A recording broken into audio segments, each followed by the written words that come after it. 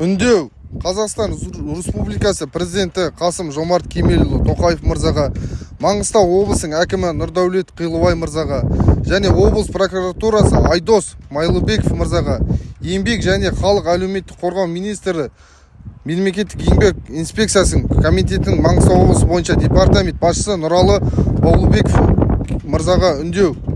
Құрметті мырзалар, біз Маңғыстау Oil Refining қызметкерлері бірнеше ай көлемінде басшылықтан тарапынан түрлі қысым көріп келеміз. Жұмыс берушілердің қателік салдарынан айлар бойы жалақымызды кешіктіріп келеді. Қаңтар айының жалақысын 240 мың теңгеден алдық. Қаңтар жалақысын қалған ақпан және наурыз айларының жалақысын еңбек демалысқа шыққан еңбек ақысын ала алмай жүрміз. Тіпті осы жағдайда төзе алмай жұмыстан шығып кеткен әріптестерімізге де бір ай уақыт өтсе де есептеу ақысы төленбеген. Яғни мекемеде бірнеше заң талаптары бұзылуда. Көпшілігіміздің отбасы болғандықтан ақыр төбе алармыз деп шыдамды күтіп келдік. Бірақ біз бұлай ұзақ жүре алмаймыз.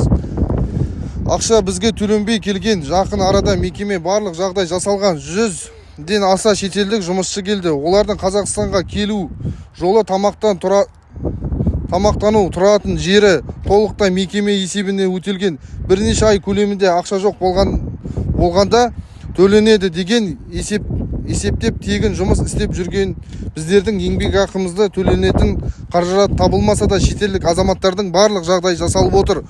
Осы орайда мекеме басшылығының арыз талаптарымыздың жолдап келіссөз де жүргіздік. Бірақ нәтиже шешім қабылданып, мәселені бір жақты етуді орнына талап қойған жігіттерге қысым жасап жұмыстан шығарамыз деп қорқытуда.